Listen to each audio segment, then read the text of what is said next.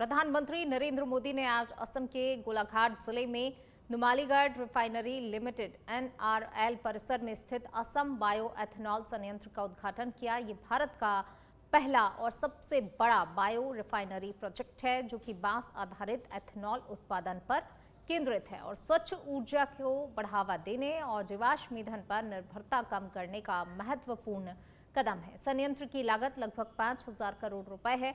इस अवसर पर पीएम मोदी ने जनसभा को संबोधित करते हुए कहा कि उन्होंने असम को कुल 18,000 करोड़ रुपए से अधिक की विकास परियोजनाओं की सौगात दी है, जिनमें बुनियादी ढांचा, स्वास्थ्य और औद्योगिक क्षेत्र शामिल हैं। उन्होंने कहा कि विकसित असम का रास्ता मजबूत करने के लिए हम प्रतिबद्ध हैं। पीएम ने जोर दिया कि भारत तेजी से विकसित हो रहा है और विकसित भारत सभी का सपना और संकल्प है।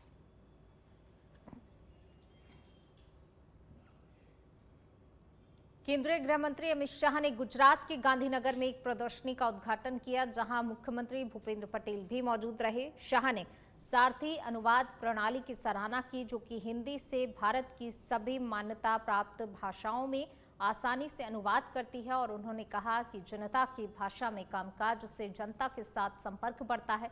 शाह ने सभी राज्य सरकारों से अपनी भाषा में पत्र लिखने का आग्रह किया, यह आश्वासन देते हुए कि गृह मंत्रालय उनकी भाषा में जवाब देगा। उन्होंने इस प्रणाली को भविष्य में और भी सशक्त करने की प्रतिबद्धता जताई है।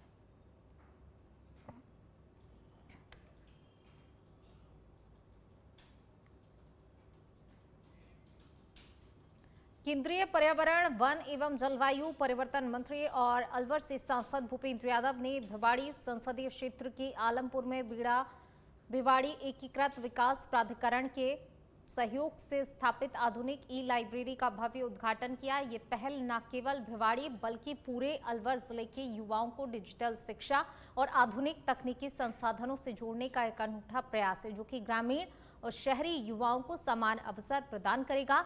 ई-लाइब्रेरी में 42 अत्याधुनिक कंप्यूटर स्थापित किए गए हैं, जिनके माध्यम से छात्र छात्राएं प्रतियोगी परीक्षाओं की तैयारी, career guidance, online digital courses और विभिन्न टेक्निकल ट्रेनिंग कार्यक्रमों से जुड़ सकेंगे।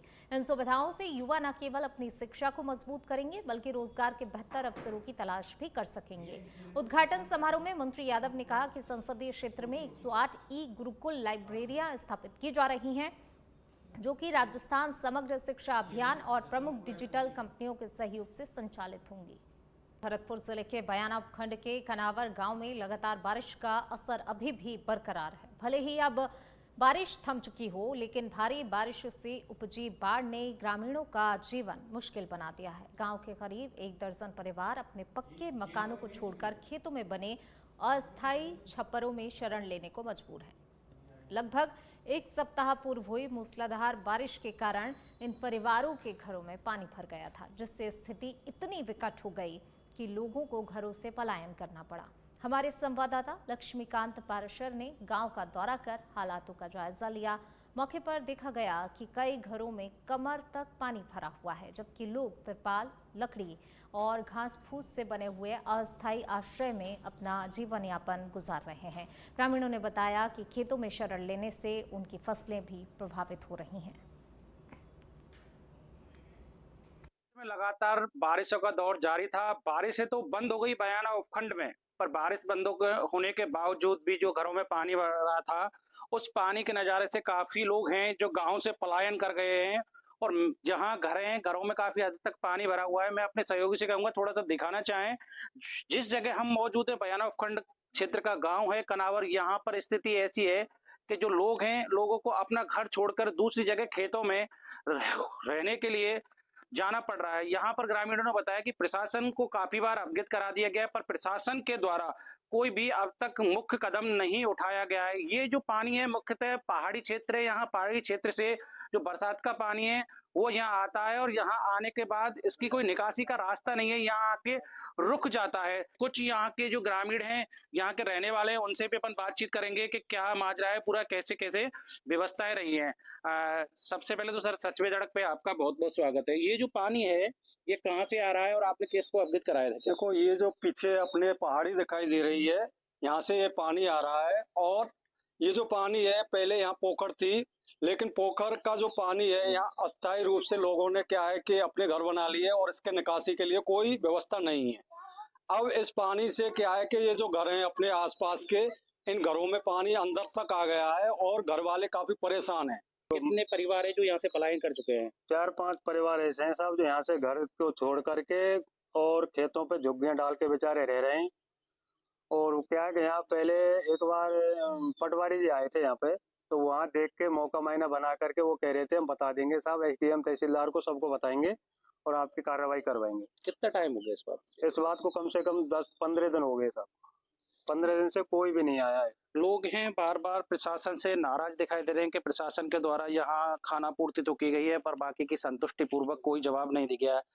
चाचा जी ये हमारे भैरव साहब पानी मकानन में मैंने घरन नौरेन में खेतन पर रह रहे। ये थे यहाँ के ग्रामीण और कुछ रहने वाले घर के। इन्होंने बताया कि यहाँ से जो लोग हैं वो 10 से 12 परिवार है जो पलायन कर गए, खेतों पे झुग्गी डालकर ये रह रहे हैं।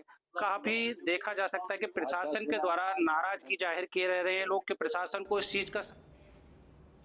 जालौर के जशवंतपुरा से खबर आपको बता रहे हैं, जहां तहसील कार्यालय के पास सड़क हादसा। सड़क पार कर रही बालिका को एक्टिवा चालक ने टक्कर मार दी। हादसे में बच्ची की मौत हो गई। सूचना पर पुलिस मौके पर पहुंची, मामले की जांच शुरू कर दी है। हादसे के बाद परिजनों का रो रो कर बुरा हाल है।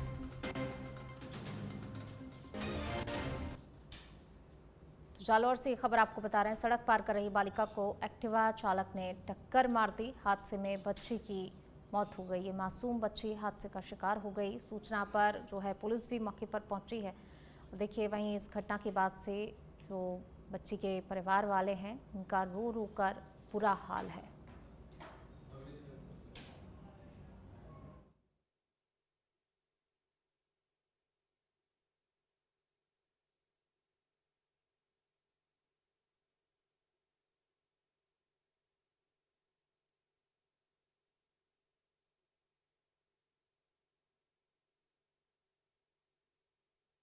और अब खबर सिरोही के मंडार से, जहां सड़क क्षतिग्रस्त होने से लोगों का गुस्सा फूट पड़ा। मुख्य बाजार से उप तहसीलदार कार्यालय तक रैली निकाली गई है। जिला कलेक्टर के नाम उप तहसीलदार को ज्ञापन सौंपा गया है। वहीं मार्ग क्षतिग्रस्त होने से लगातार हादसे बढ़ रहे हैं। कार्य प्रारंभ नहीं होने पर उग्र आंदोलनों की चेतावनी जो है इनकी तरफ से अब दी गई है।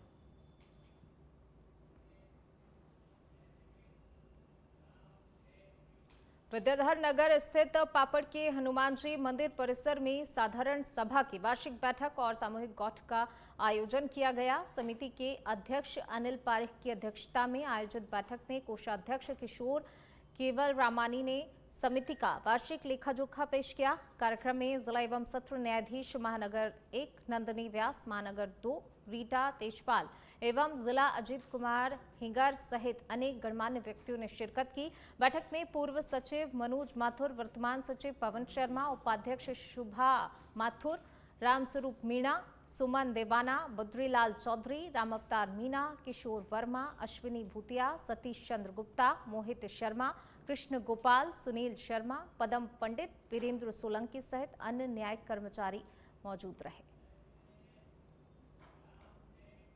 छत्तीसगढ़ के जांजगीर चांपा जिले के नैला क्षेत्र में 6 सितंबर 2025 की रात एक व्यापारी से हुई लूट की घटना में पुलिस ने खुलासा किया है। इस मामले में एक नाबालिग समेत 2 आरोपियों को गिरफ्तार कर लिया गया है, जबकि एक आरोपी अभी भी फरार बताया जा रहा है। वहीं पुलिस ने आरोपियों के कब्जे से लूट की राशि 10,44,000 रुपए बरामद की है।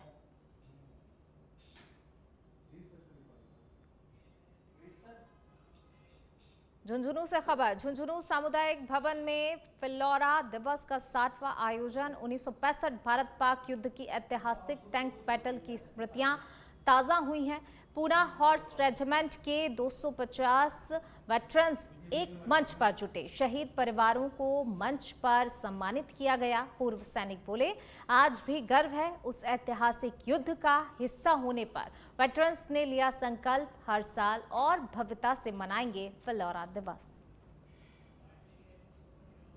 तो आज का कार्यक्रम जो है 11 सितंबर 1965 पूना हॉर्स ने फिल्लौरा की लड़ाई में फतेह हासिल करी। ये ये हमारे को बैटल ऑनर के रूप में रेजिमेंट को एक अवार्ड भी मिला है।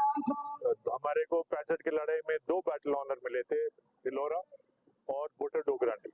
आप ये जो पीछे फोटो देख रहे हैं जो अंदर लगी हुई है, हम जो फिलौरा का जो पुलिस स्टेशन है उसका बोर्ड हमारे क्वार्टर गार्ड के अंदर आज भी है, क्योंकि हमने इसको जब कैप्चर किया था तो उनका बोर्ड निकाल लिया। हम जो हमारे इस लड़ाई के अंदर जो शहीद हुए हमारे जो कमांडिंग ऑफिसर थे कर्नल अर्धशीर तारापुर, उनको परमवीर चक्र से नवाजा गया था। हमारा उन अमर शहीदों को याद करने के लिए हम करते हैं, तो तमाम को छोटे छोटे मैसेज के निमंत्रण दिया गया और सभी लोग अपने घर की सारी समस्याओं को छोड़ करके यहाँ उपस्थिति हुई और उन महान वीर सपूतों को उन्होंने याद करने के लिए यहाँ थे, यहाँ श्रद्धांजलि दी। उनके किए हुए काम उनको पर हमने गौर किया और आगे के लिए हम ये सोचते हैं कि अमर सिंह। छोटी सादड़ी में नशे के खिलाफ चलाए जा रहे ऑपरेशन चक्रव्यूह के तहत छोटी सादड़ी पुलिस को बड़ी सफलता मिली। पुलिस टीम ने 343 किलोग्राम अवैध डोडा चूरा परिवहन मामले में पिछले 4 साल से फरार चल रहे 20,000 रुपए के इनामी तस्कर को गिरफ्तार किया है। उससे प्रकरण में जब्त शुदा डोडा चूरा के संबंध में पूछताछ जारी है।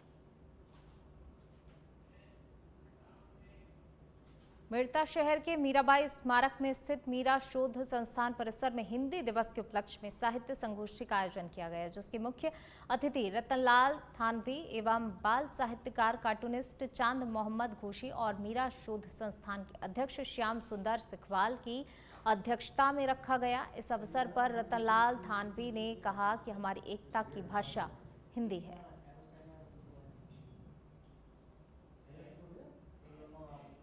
टिटवाना विधायक यूनुस खान आज विधानसभा क्षेत्र के ग्राम बैरी खुर्द के दौरे पर रहे। इस दौरान अनेक विकास योजनाओं का शुभारंभ किया गया। इस अवसर पर यूनुस खान ने कोलाड़ा तालाब में 22.16 लाख लागत से 3 फेज ट्यूबवेल, राजकीय उच्च माध्यमिक विद्यालय बैरी जतनपुरा में 2 लाख की लागत से टीन शीट का निर्माण और बड़ी मस्जिद के पास बैरी कलां रोड पर 3 फेज ट्यूबवेल का उद्घाटन किया। इसके बाद यूनुस खान ने शहीद इब्राहिम खान क्रिकेट प्रतियोगिता का भी उद्घाटन किया। विधायक ने कहा कि इस प्रतियोगिता से युवाओं को अपनी प्रतिभा दिखाने का सुनहरा अवसर मिलेगा।